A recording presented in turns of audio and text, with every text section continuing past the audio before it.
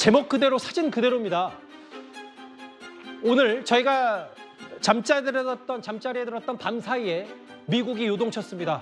바이든 대통령이 대선 후보직을 전격 사퇴하고 후보직을 사퇴 선언한 직후에 카멜라 해리스 부통령을 후보로 지지하겠다 이렇게 선언했는데요. 일단 해리스 부통령 2년 전에 우리나라를 찾았던 바 있습니다. 당시 영상부터 먼저 만나보고 올까요?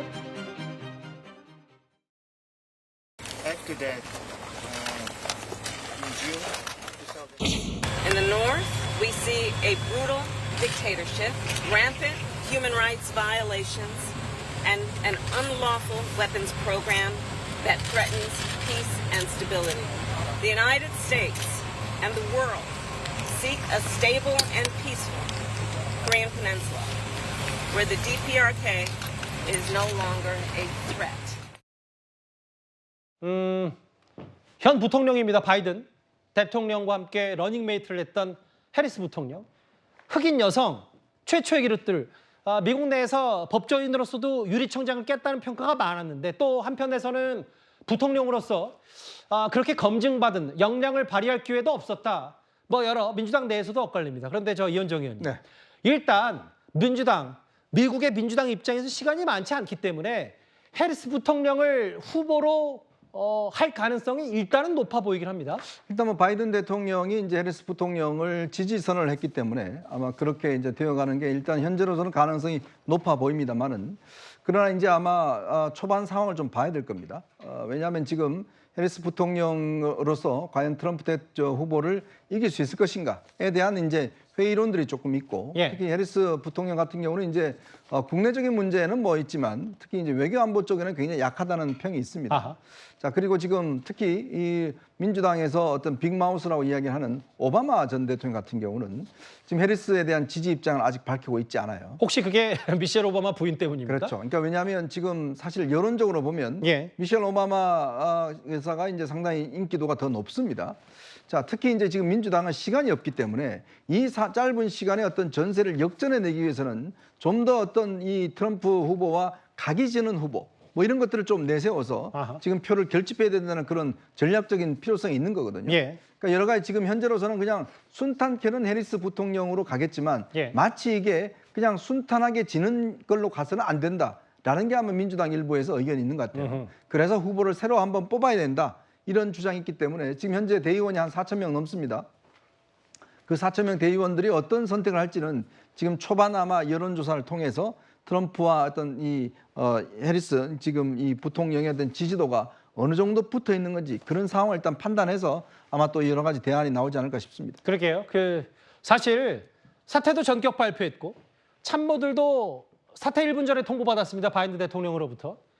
뭐 코로나도 걸렸고 사실 지난번 1차 TV 토론이 바이든 대통령이 이렇게 후보직에서 물러나는 결정타 역할을 했고 아까 이현정 의원 말씀처럼 해리스 부통령이 되면 물론 뭐 흑인, 여성, 트럼프 전 대통령과 대립각을 확실히 세울 수는 있습니다만 그럼에도 이렇게 되면 순조롭게 지는 거 아니냐. 아무리 바이든 대통령이 모금한 후원금을 다 양도받을 수 있다고 하더라도 여러 고민거리들이 특히 민주당이 있을 겁니다.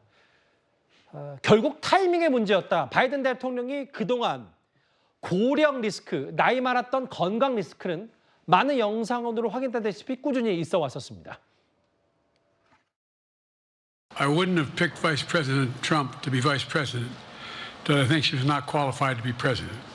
The total initiative relative to what we're going to do with more Border Patrol and more asylum officers. President Trump? I really don't know what he said at the end of that sentence. I don't think he knows what he said either. 그러게요.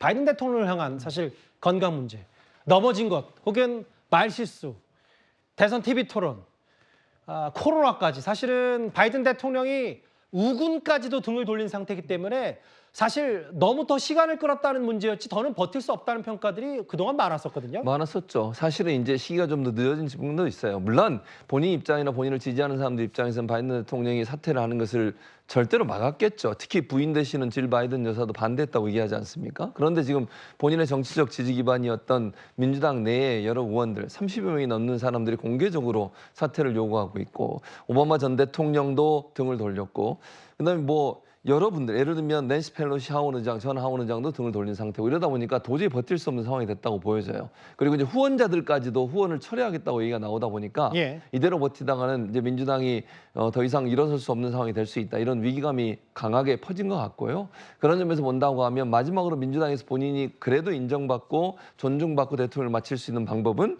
사퇴하고 새로운 후보를 내세우는 방법밖에 없었을 것이다. 그러면 이제 본인이 픽했던 부통령을 지명한 것도 사실은 본인의 정치적 연장선에 있다는 점을 강조하고 싶었던 것 같아요. 그러나 그것이 될지 안 될지는 모르겠지만 지금으로 봐서는 뭐 지금이라도 사실 사퇴한 게 저는 맞다고 생각합니다. 여기 보면 물론 뭐 아직 여론조사 좀 더 이제 후보가 확정이 됐을 때 좀 더 뚜껑을 열어봐야 되겠습니다만 51대 48. 트럼프 대통령은 전 대통령 오히려 바이든보다 해리스가 더 쉽다는 얘기까지 했었어요. 아니, 트럼프 입장에서는 사실은요. 바이든 대통령이 저런 모습을 보일 때마다 뭐라고 그랬냐면 미리 해리스 부통령을 후보로 놓고 상정하고 발언한 내용들이 많아졌었어요. 그리고 대응팀도 이미 만든 걸로 알려지고 있고요. 근데 저 정도 차이를 왜냐하면 해리스 부통령은 트럼프 대통령에 비하면 사실 인지도가 낮은 분이잖아요. 그리고 선거운동도 이제 시작하게 되는 건데 처음 시작하자마자 저 정도 보였다고 하는 가능성이 저는 있다고 봅니다. 물론 트럼프 대통령이 우위에 있는 건 분명해요. 그리고 지난번 피격 사건이 트럼프 대통령의 지지를 끌어올리는 중요한 역할을 했거든요. 예. 그리고 보수를 결집시키는 그런 역할을 했기 때문에 그 점에서는 약점이 분명히 해리스 부통령이 있지만 그럼에도 불구하고 전혀 불가능하냐 그렇게 보지는 않습니다. 뭐 이 기간이 짧긴 하지만 예. 여론조사의 간격은 좁힐 수 있는 가능성은 남아있는 상황이라고 생각합니다. 여기 보면 어쨌든 해리스 부통령이 민주당의 후보가 된다면 흥미로울 겁니다. 뭐 일단 인종, 출신, 뭐 사업가 출신과 법조인 출신, 성별 여러 가지 대척점들이 있는데 앞으로 지켜볼 텐데 해리스 부통령이 또 후보가 된다는 보장도 없으니까 그만큼 요동칠 수밖에 없는 올 가을에 있을 미국의 대선 얘기 만나봤습니다.